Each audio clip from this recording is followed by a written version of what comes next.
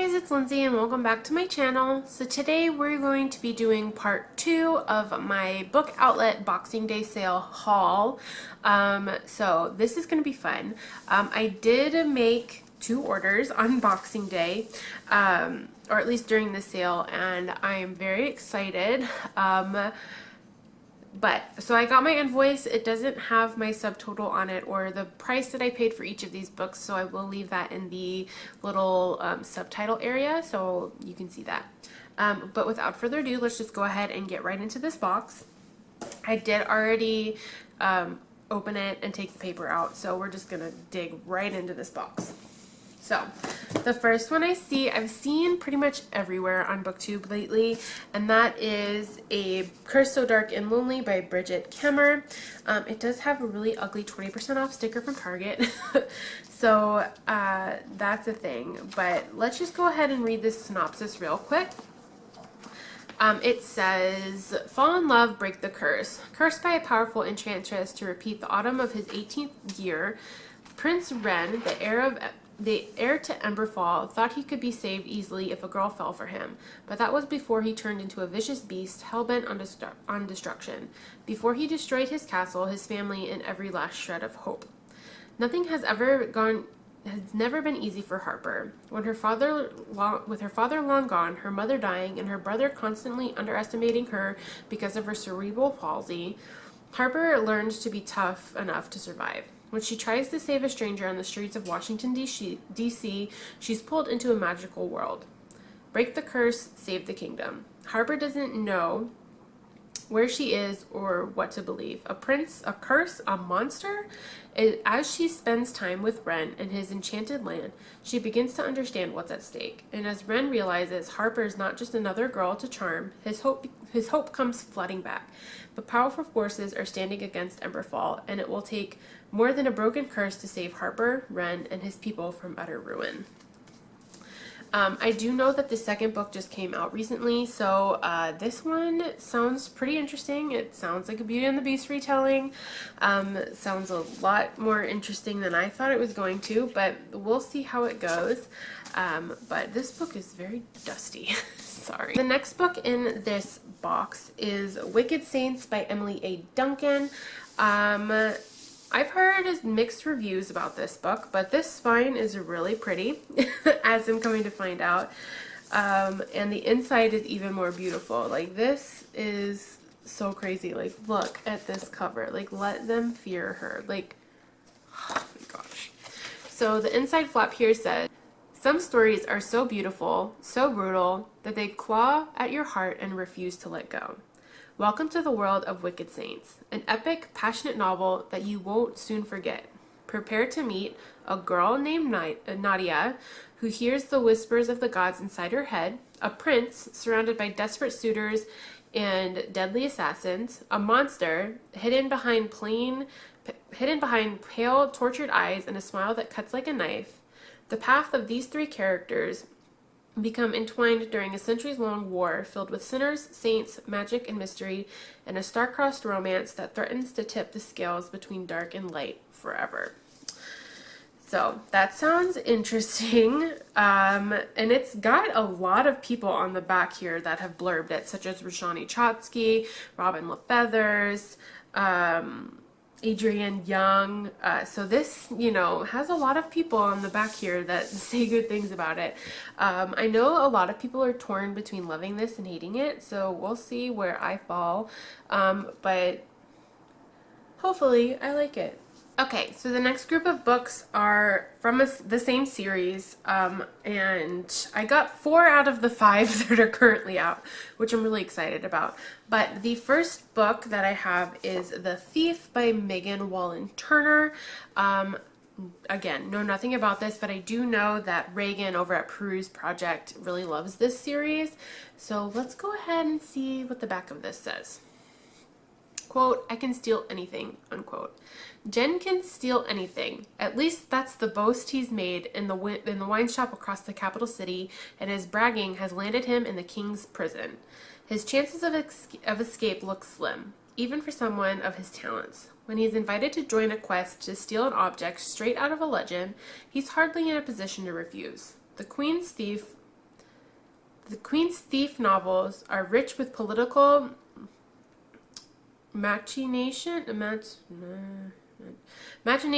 and intrigue, battle lost and won, dangerous journeys, divine intervention, power, passion, revenge, and deception.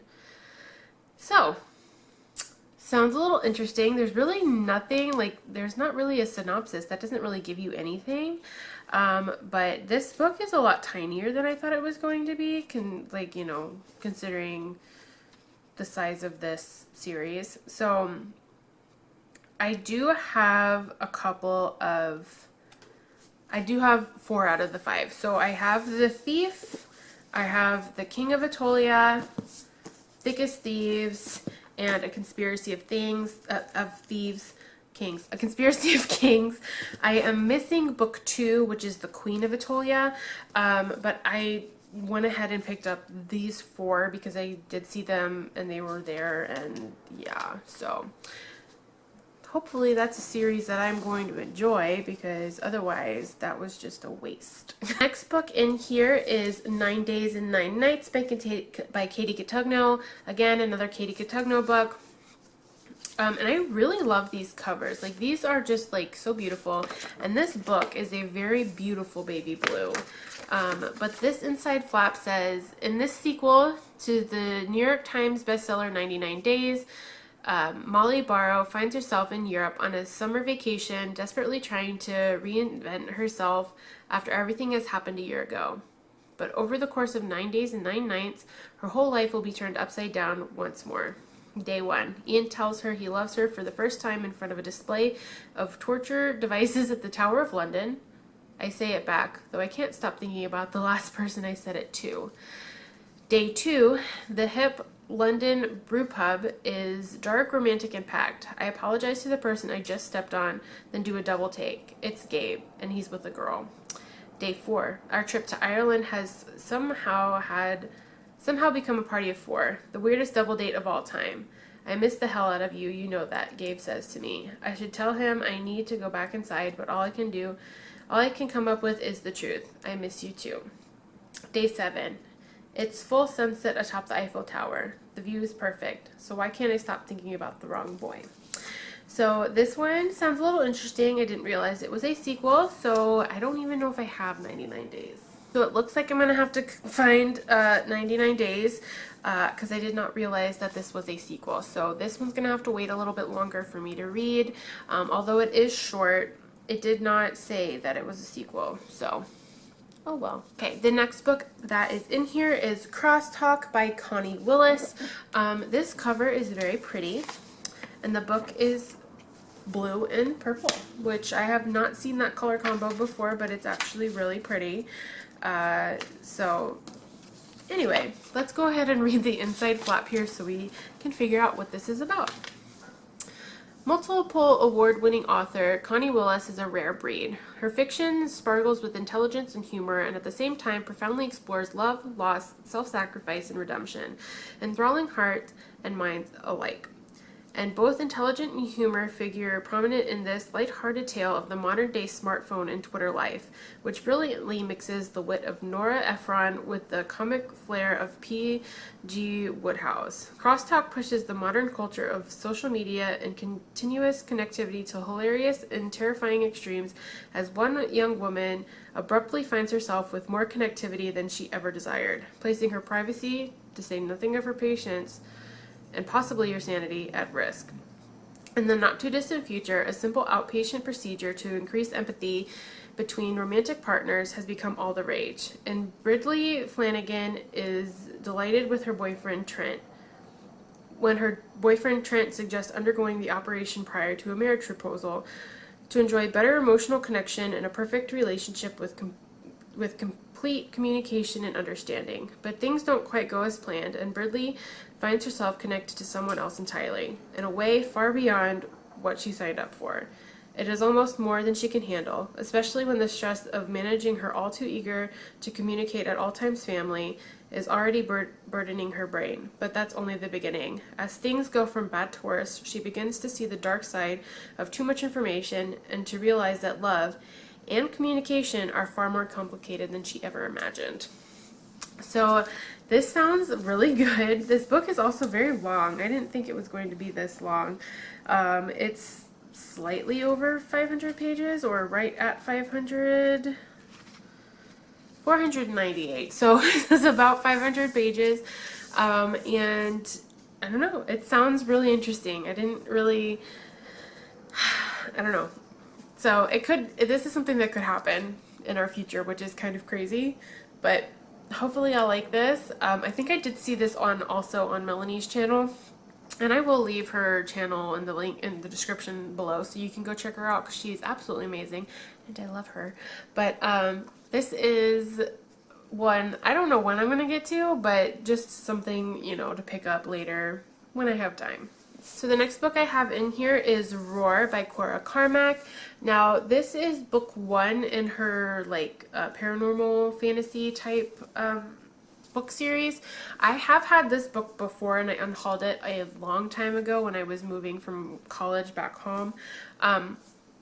But that was because I just didn't have room for it. But now that I do have room, I just went ahead and picked it up. And the back of this says, challenge a temptress, survive it, and you become its master. Legend says that Aurora Paven's ancestors first gained their magic by facing a storm and stealing part of its essence. Aurora has been groomed to be the perfect queen, but she's yet to show any trace of the magic she'll need to protect her people. To keep her secret and save her crown, she'll have to marry a dark, brooding, stormling prince from another kingdom. He'll guarantee her spot as the next queen and be the champion her people need to remain safe. But the more Aurora uncovers about him, the more a future with him frightens her. When a handsome young storm hunter reveals he was born without magic but possesses it now, Aurora realizes there's a third option for her future besides ruin or marriage. She might not have magic now, but she can steal it if she's brave enough. So, it sounds interesting, and the cover of this is always very pretty. So, we'll see. Okay, and the next book that I have in here is There's Something About Sweety by Sandhya Menon. I'm sorry. I really don't know how to say that. And this is also a companion novel to When Dimple Met Rishi and From Twinkle with Love. So this one, I don't know. Let's see what this says. Ashish Patel didn't know love could be so sucky. After he's dumped by his ex-girlfriend, his mojo goes AWOL. Even worse, his parents are annoyingly smugly confident that they can find him a better match. So in a moment of weakness, Ash challenges them to set him up. The Patels instant, oh my gosh, I can't speak. The Patels insist that Ashish date an Indian American girl under contract. Per subclause 1A, he'll be taking his date on fun excursions like visiting the Hindu temple and his eccentric Gita auntie. Kill him now. How is this ever going to work? Sweety Nair is many things. A formidable track athlete who can outrun most people in California, a loyal friend, a shower-singing champion. Oh, and she's also fat. To Sweety's traditional parents, this last detail is the kiss of death. Sweety loves her parents, but she's so terrified of being told she's lacking because she's fat. She decides it's time to kick off the Sassy Sweety Project, where she'll show the world and herself what she's really made of. Ashish and Sweety both have something to prove, but with each date they realize there's an unexpected magic growing between them. Can they find their true selves without losing each other? And this sounds really good. This cover is just purple. So I do believe these are kind of like Own Voices novels because obviously the author is of Indian American descent. So we'll see, you guys. I mean, I don't know how I'm going to read this if I can't even pronounce their names. This is bad. So, alright, and the last book I have in here is one that I've seen around BookTube a lot and I've seen mixed reviews on, and that is Slayer by Kiersten White. I do know that this is a Buffy the Vampire retelling, a Buffy the Vampire Slayer retelling. And the inside of this says, Nina and her twin sister Artemis are far from normal. It's hard to be when you grow up at the Watchers Academy, which is a bit different from your average boarding school. Here, teens are trained as guides for slayers, girls gifted with supernatural strength to fight the forces of darkness. But while Nina's mother is a prominent member of the Watchers Council, Nina has never embraced the violent Watcher lifestyle. Instead, she follows her instincts to heal, carving out a place for herself as the school's medic, until the day Nina's life changes forever. Thanks to Buffy, the famous and infamous Slayer that Nina's father died protecting, Nina is not only the newest chosen one, she's the last Slayer ever. Period.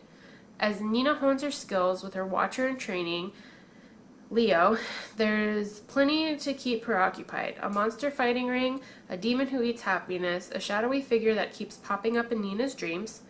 But it's not until bodies start turning up that Nina's new powers will truly be tested, because someone she loves might be next. One thing is clear, being chosen is easy, making choices is hard. So this sounds like a coming of age story, and this cover is pretty with the Slayer engraved in it. And I don't know, I loved watching Buffy the Vampire Slayer, but I have heard very mixed reviews about this one. And I'm interested to see what I think of it. Alright, you guys, so that is all 11 books that I got from this box from Book Outlet. Again, I will leave all of the information of how much I paid for each book and what my total was and all of that in the subtitle area, so you can be able to see that throughout the video. But with that being said, you guys, that is my book haul for this month. I probably won't have another one till at least probably in February, because I did just buy another box from Book Outlet. So anyway, with that being said, you guys, thank you so much for watching. If you have any video ideas, or if you've read any of these books, please let me know in the comments below, and I will talk to you guys in my next one. Bye!